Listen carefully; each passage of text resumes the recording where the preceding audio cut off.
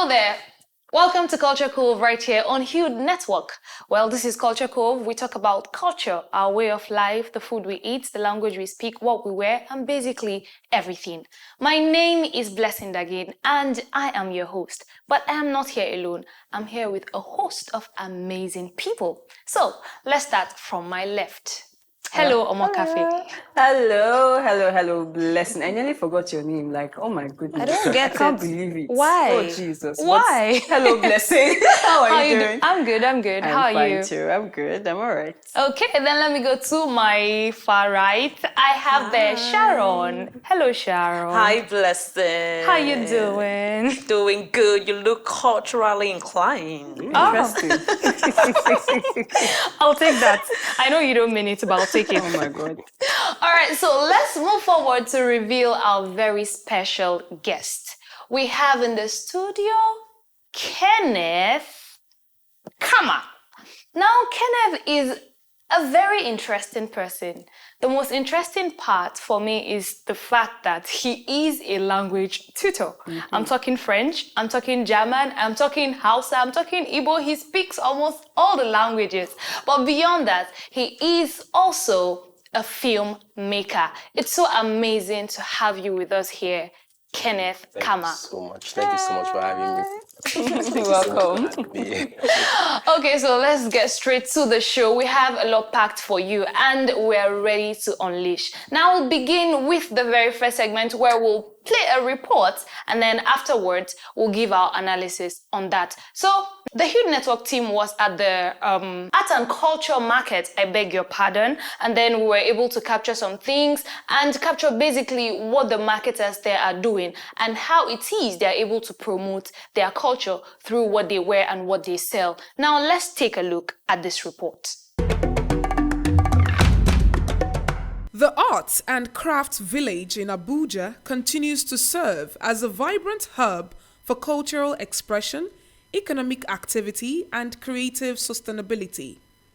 A recent visit to the village highlighted the evolving role of artists as entrepreneurs and the challenges they face in turning creativity into viable commerce.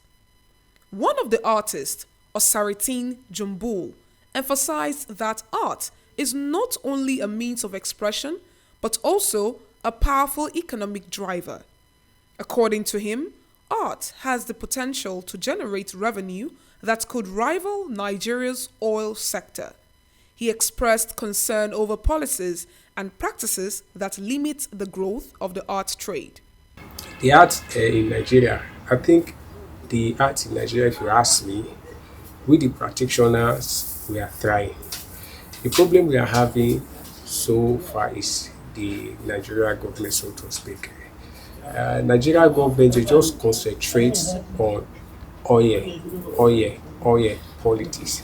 They have divert their attention from art.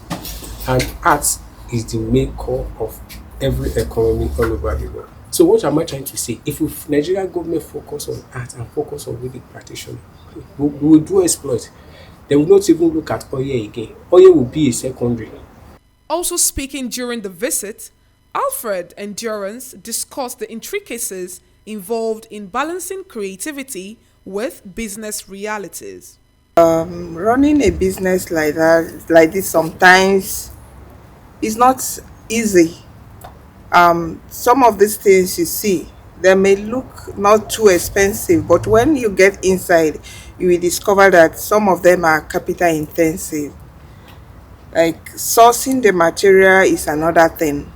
Like some people travel as far as Kenya, all these African countries, other African countries to get some of this material. On his part, Umar Mustafa highlighted the importance of collaboration within the arts sector. What we lack is empowerment. We need empowerment from government to motivate our business, to grow up our business.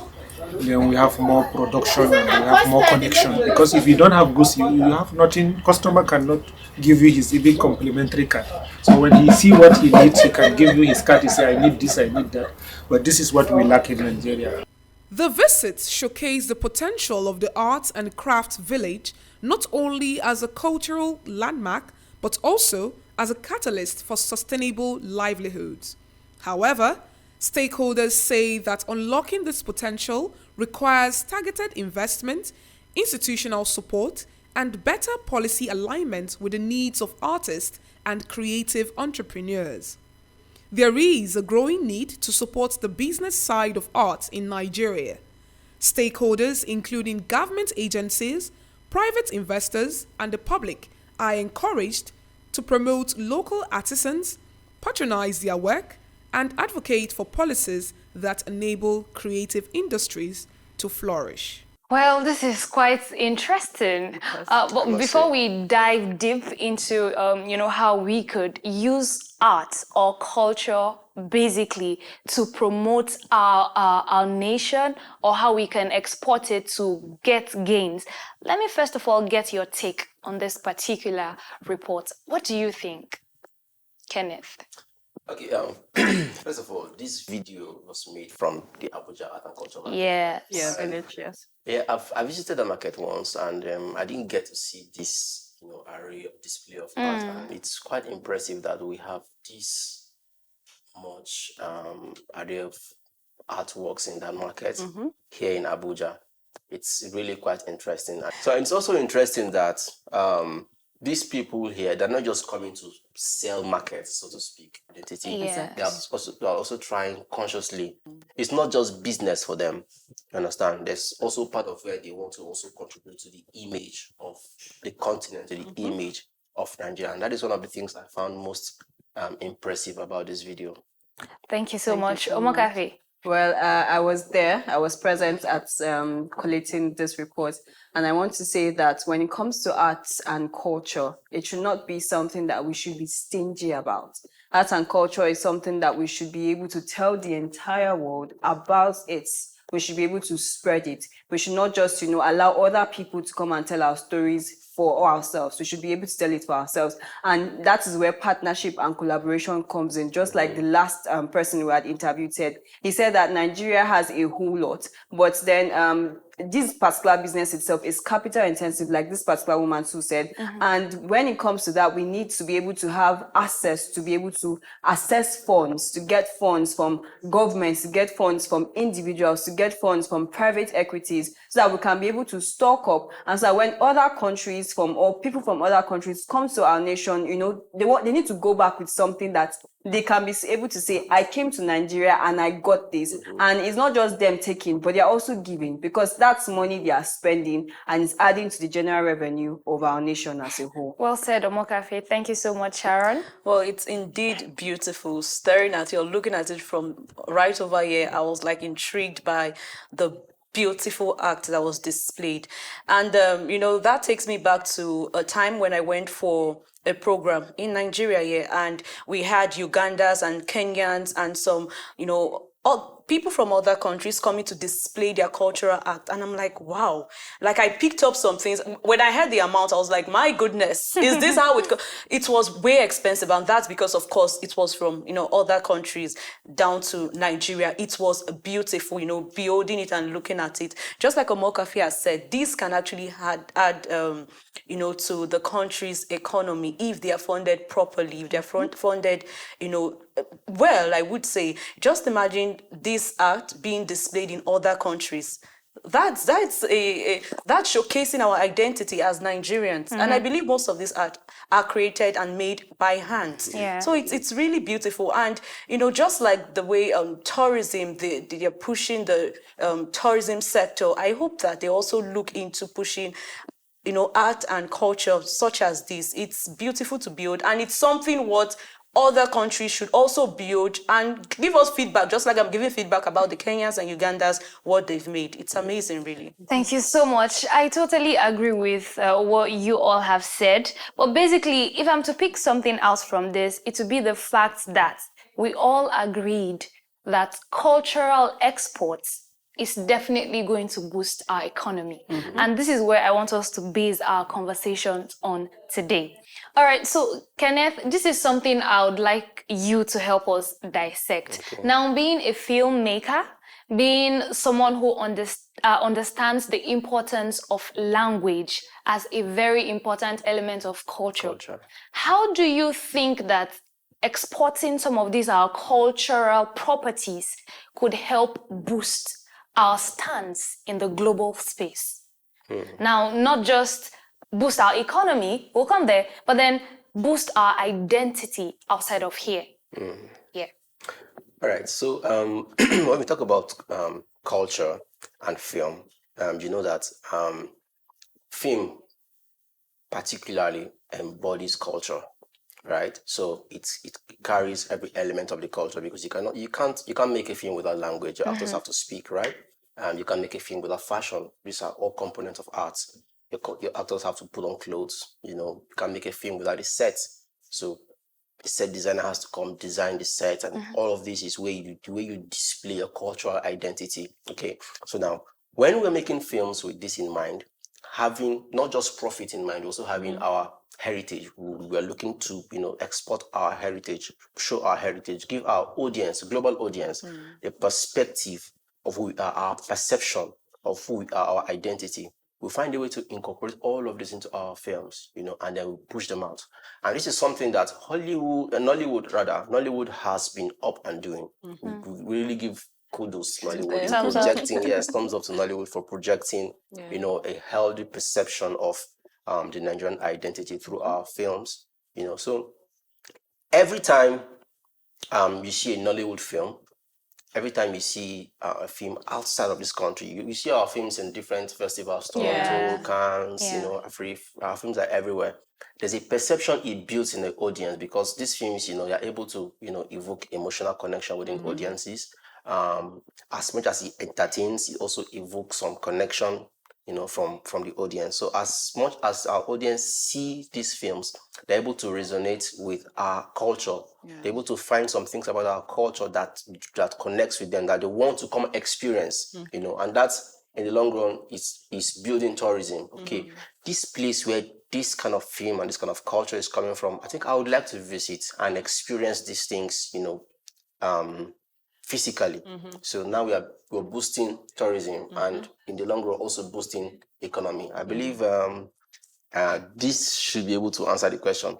Well, yeah, actually, thank you so much. But then, you see, despite the fact that I think Nollywood is trying, I mean, we gave them a thumbs up. You're also in the industry. You're doing your best. I mean, with some of the movies you put out there, I'm tempted to call one Itohan.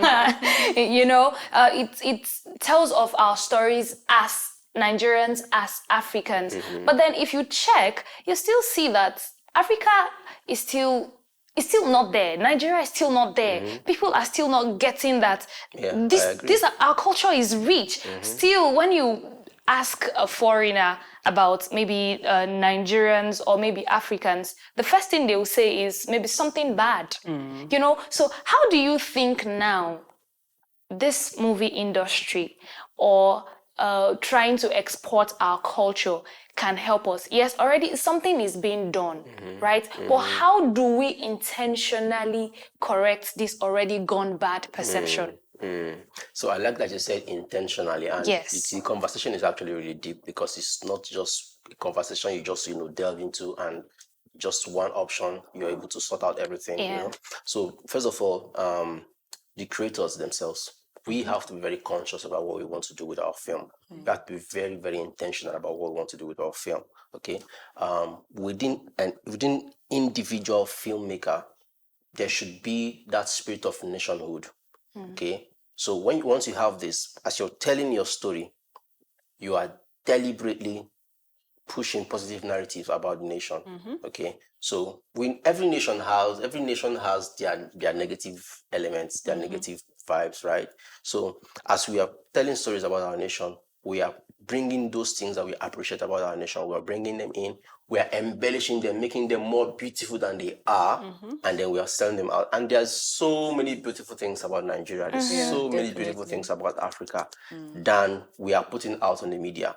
Okay, so that's one, the individual creators. We have to be patriotic about ourselves first as a nation, and then that is also going to reflect on the content we put out. That's one. Then again, there's no way you can say all of this without involving the government, because there's a lot that is going on in stifling the creativity, from regulation.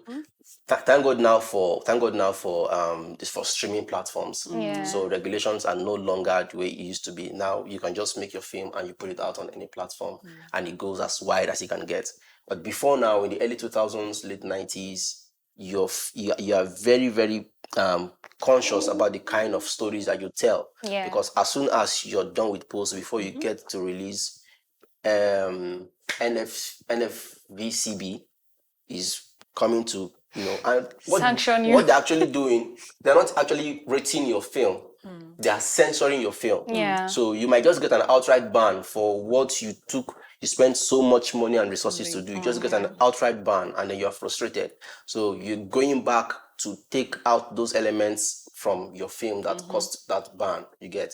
So if those bodies that are meant to regulate films are not just out to regulate or to censor, but to promote, to support, fund, come seek collaborations between filmmakers, both internationally, globally, seek collaborations from them, and also set up other industries.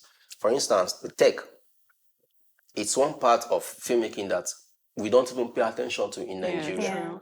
So we have only individual filmmakers trying to make the things work. So all of these things have to come together for us to be able to even our national orientation as individuals. There has to be a holistic orientation about our national identity.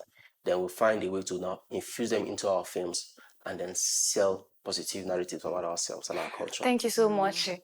Bless me, before you go, I think I would actually like to ask one question. One of the points he was making, he talked about regulations and the rest. But I want to believe that regulations are some sort of way to cause, should I say, to sanitize our society. Because some people now might think, okay, streaming platforms are out there now, so it means I can just create my film and put whatever it is that I like, I feel it's all right, and just put it out there. Don't you think regulations should also be placed in those streaming platforms just so that anything cannot just go out? Yes, that is very correct. So regulations are meant to checkmate the kind of content that we put out, right? So if the contents are selling us in a bad light, then there's a way we can regulate them. But then if there are contents that, let me give you an instance. You make a film that is speaking against the government in some way, all right? And then once these films go out, you know that it's going to also attract some attention, maybe negative attention. But then that the intent is not really to backlash at the government, is to actually call them to order, is to call them to accountability, all right? So, but because this power or those people don't want to be held accountable for, whatever you're trying to preach with your film, they now, get to regulate that particular film. And by regulation, it's actually stifling. That's what I mean. Okay. Yeah, thank you so much for that. Now, that's that about movies, right? I want us to go back to this report we saw a while ago.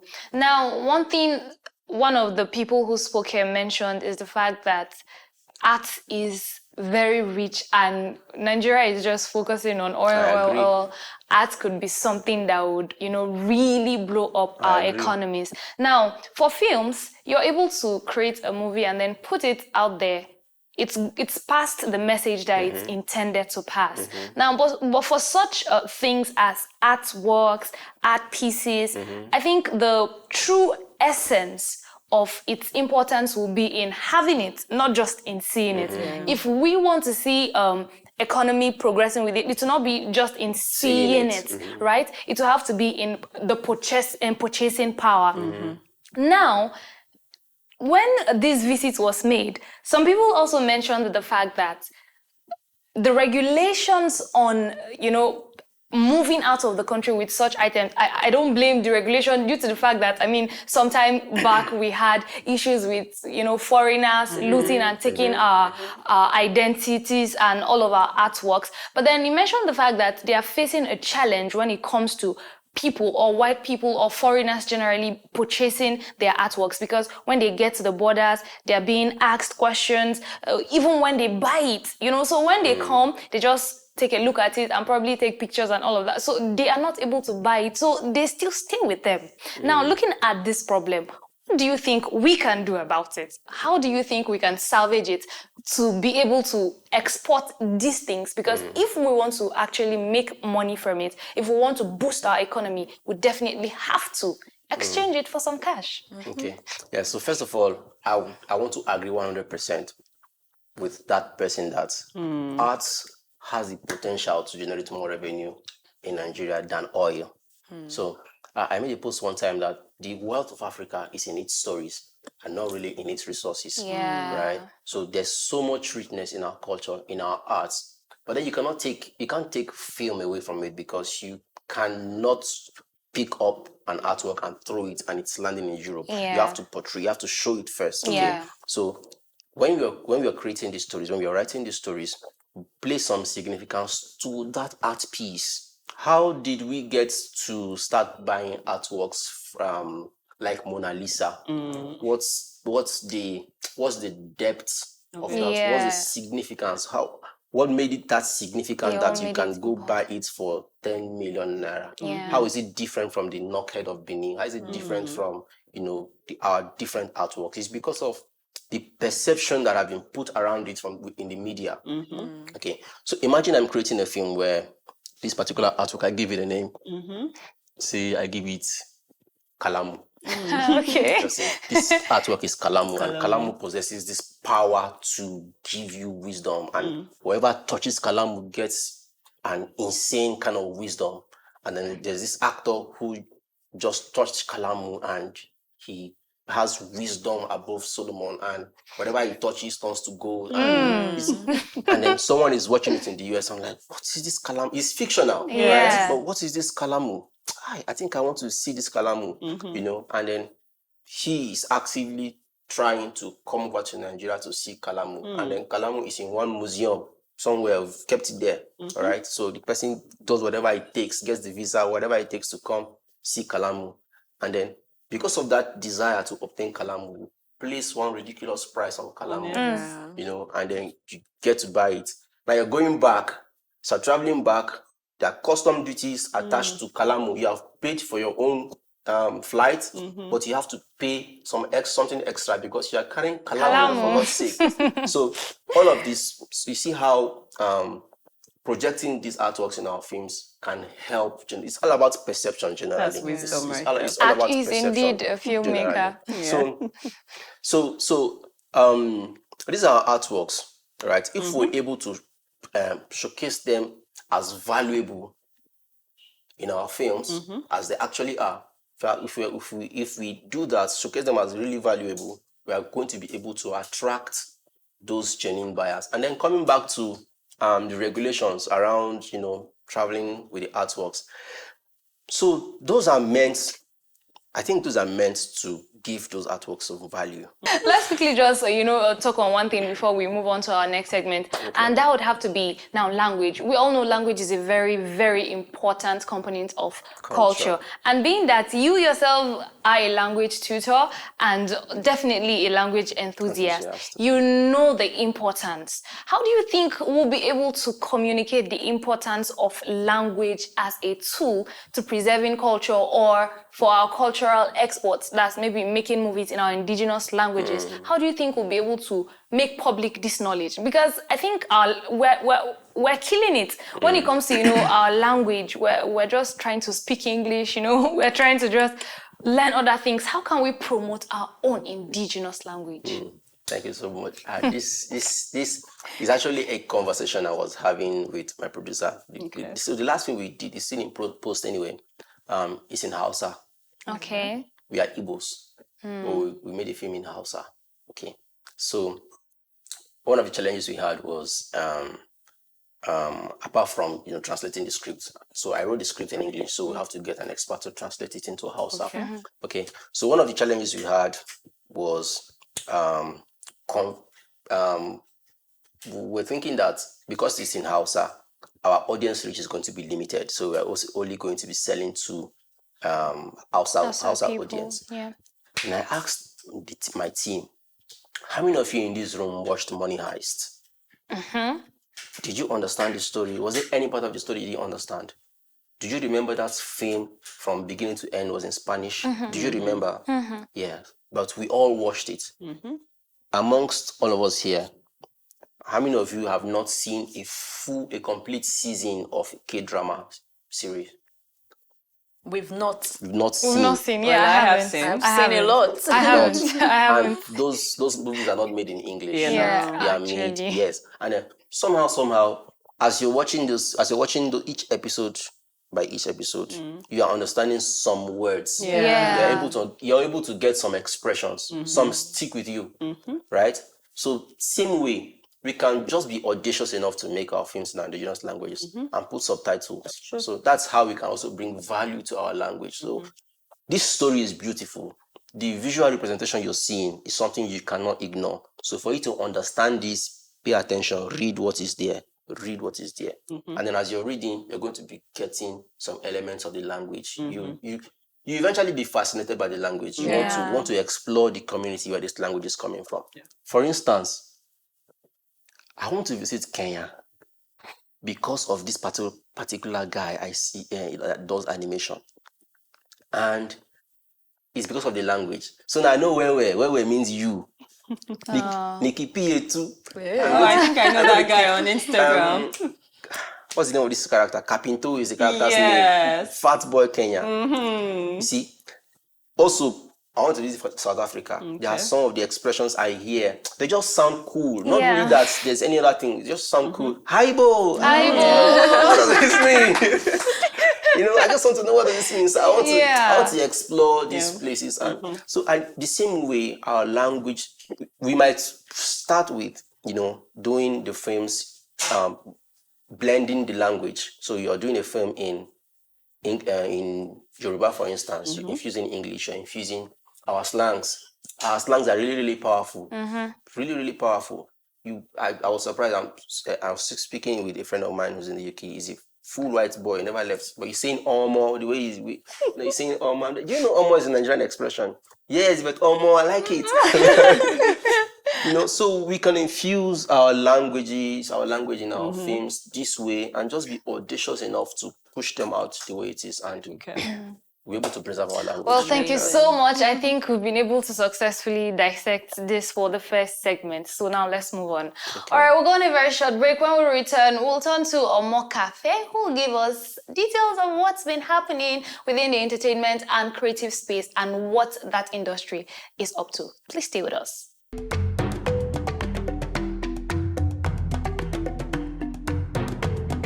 Keep watching. Please keep watching Culture Cove on Hued Network.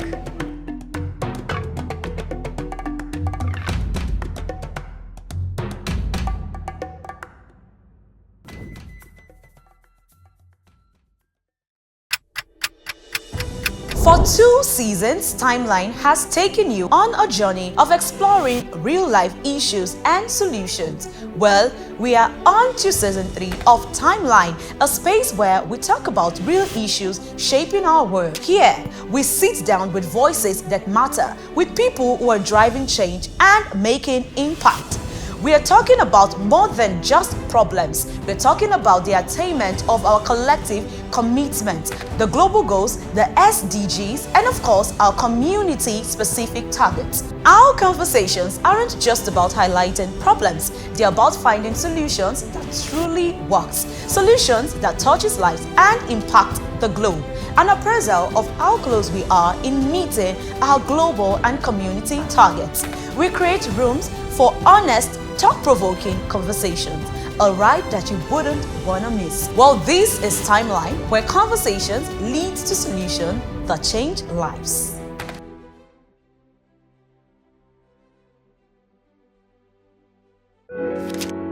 Everybody everybody has a stake in making the world a better place with love and compassion. As we thrive daily, we continue to strive to face the many challenges that faces our Earth because together, we all matter. On one side, we are exploring the captivating stories, the trends, the glamour, while on the other hand, we're looking at the love, the care and compassion from our champions. In our Stars Quiet Cove lies the burning passion for humanity, which is seldom known and unsung to the world. Join me on Famed to look at the flip side of your favorite beyond the regular.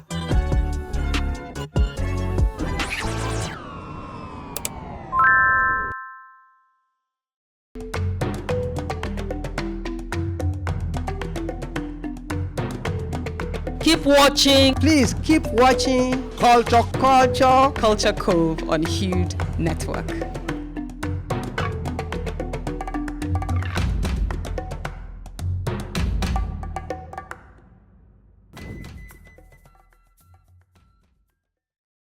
Well, thank you so much for staying tuned. Now we'll turn to Omokafe to give us details. Hello, Kafi. Hi. Right now, I actually want to be a supermodel when it comes to what's happening right now in the entertainment space. Of course, we have a new Miss Universe, and she's from Anambra State. Her name is Miss Onyinyechi Basil. Now, Anambra State has been giving us a whole lot of queens, like every single time. This is our Igbo brother right here. I'm sure he's very very proud that his sisters almost every single time. Oh, please. I have mine too. I also cover my head.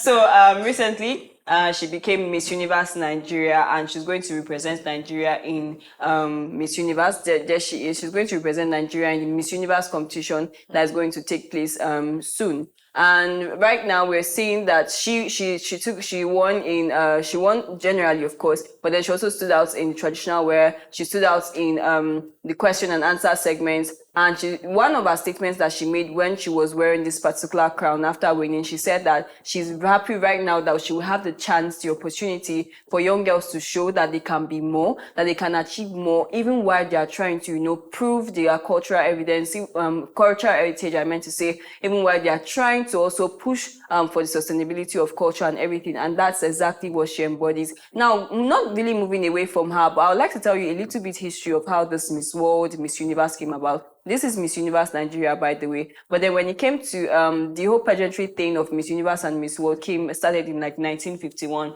And one of the core responsibility of it was to be a side attraction away from the British events that was happening, where they were going to be showcasing technology, they were going to be showcasing art. So they needed a side attraction that was going to attract people away from not just technology and art. And this was what birthed the whole Miss Universe, Miss World. Now it was made by Henry and when Eric actually. And then when Eric saw that in 1952 in the US decided to copy something that was very similar to his, when they saw that it was really successful and people came in, he now decided to trademark the name Miss World. So now, right now, we now have Miss World and we now have Miss Nigeria. So this is Onyinyechi Basil right here. She also won Best Evening Gown. And then she became Best Miss Universe Nigeria. And the entire team of Miss Universe Nigeria is confidentiality in beauty. So it simply says that you can be an individual and you can be beautiful in whatever form that you're in, while Miss World actually gets to look at beauty in purpose. So it's majorly like a humanitarian service. So when you're Miss World, you know that you carry every single person on your shoulder and everything. But then for Miss Universe, she gets to encourage young girls, get to tell them that even as individuals, you can be more, even as a girl. Well, thank you so much, Omokafe. You've given us, a really, really good background. Just before we move on, Kenneth, what do you think about this whole Miss Universe Nigeria? What do you think about it? Apart from that, I'm very proud that it's an Igbo girl. Miss Universe. Yes, apart from that, I'm very proud that she's an Igbo girl. Listening, and she's very, very beautiful by the way. Yeah, she is. Yes. So I didn't know about the background, just like Omokafe just broke it down for me usually. So fashion and pageantry is not really something I pay attention to, because I just see that young beautiful girls just put on clothes and walk around, and people get to vote who is finer, But now the way she just explained it, kind of put it in perspective, and that is what we were discussing earlier about perception. Now it's going to is adding value to this now. I have a reason to now look out for this now. You know, I get to now pay attention to Miss Universe and get to see what her next, lines of activities are going to be, how they align with all of these things that you say that Miss Universe and Miss World's about. Thank you so much, Kenneth. Well, now we go on a very short break. When we come back, we will turn to Sharon. She will give us a little highlight about a very interesting culture we should look out for. Please stay with us.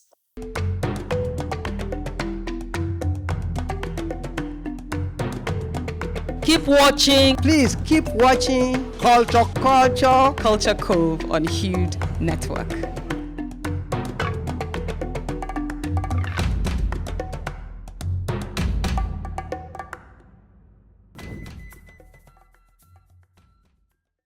This is the show where stories of women's achievement meet the solutions our world needs today. In a world where challenges abound, women rise above, turning obstacles to opportunities and dreams into lasting impact. They are leaders, they are innovators, they are change makers.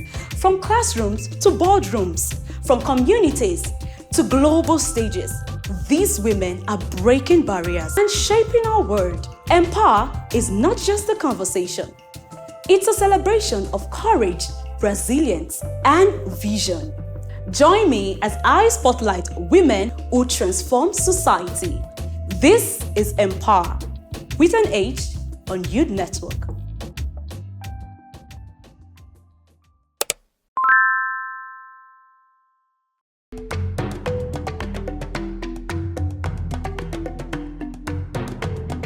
Keep watching Please keep watching Culture Cove on Hued Network.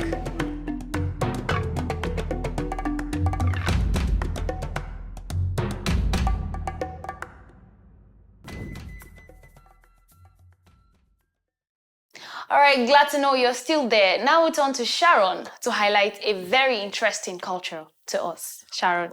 All right, so I would be speaking on a festival, not the regular festival. This is a bit different. It's called the Dutch Festival. Other people know it, other persons rather know it as the Redhead Days Festival. Now, as the name implies, the redheads, but I'm going to break it down for you all. Now, the Redhead Festival is a festival where is a gathering of people that are natural redheads when they come together to showcase their identity and, of course, for community building. Of course, you can check out, just see how beautiful they look. So they come together, to meet other people that are like them and, of course, to connect and all of that. Now, when you see a redhead, some persons just feel, oh, it's just a beautiful hair color, so beautiful and all of that. But it's actually a genetic mutation that they have. Most of them have skin diseases that can cause cancer, prone to cancer, and some other, diseases. So this is a genetic mutation. Just like I said, if you look at most of them, their eyes are not clear yet, but you would see that they have red or green eyes. So it's a mutation on their part. And that is why that festival is very important. Now, in the festival, they get to teach them, how to, make up their skin, because of course they don't have the skin like we do, or even like the whites. Theirs is a bit different. Most of them come with skin that are freckled, delicate skin, skins that are red, and all of that. So they teach them how to, take care of their skin, make up their skin properly. They teach them what to do to avoid cancer, because they are prone to cancer. And you might be wondering, why are all of these? What's going on? They are just 1 or 2% of the world population. So the crowd you are seeing there, they are just like 140 million of the world population. So no, they are not, of course, they are a minority, like I would say. And there's an interesting fact about this festival. I'm going to talk about how it started. Now, it started off when Brad Rowan Hurst is the founder of this festival. Now, it started 2 decades ago. How did it start? The man is an artist, and he needed model for his art project. So he of course, put the link out and said he just wanted 15 people. Now, this is a man thinking redheads should not be more than, getting the 15 might even take a while, because they're minority. And then he put that link out, and guess how many showed up? 150. Oh, wow. I was about He to say had 200. 150 redheads showed up, and looking at them, he saw the beauty of the redheads, and he just had a thought, oh, I can actually invite more, and let's see how many persons will turn up. So right from then, he started inviting. He saw that they kept turning up from over 80 countries. They turn up, just to have that community, to feel that community, love, I would say. They started turning up, and even in 2013, they won the Guinness Book of Record of the largest red air crowd to take a picture. They had 1,672 redheads posing for a picture. So they won that in 2013, and it's beautiful, I must say. And you could see that they're actually promoting identity, diversification, and of course, educating them on how to not get skin cancer, if I must say. And of course, I've repeated this over and over again, the community, building and all of that. It's such a beautiful festival to behold. All right, thank you so much, Sharon, for that. Let's just quickly move to our wise saying for the day. We've had quite a packed program. Let's move quickly to our wise saying for the day, so we'd see how we go from there.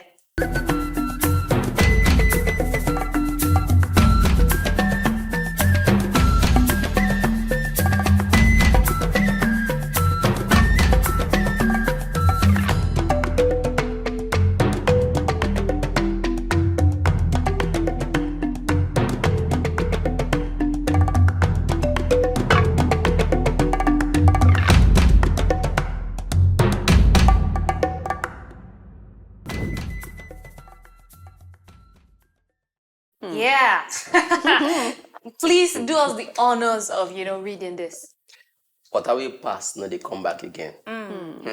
What do you think? Just why saying, Nine do this why saying.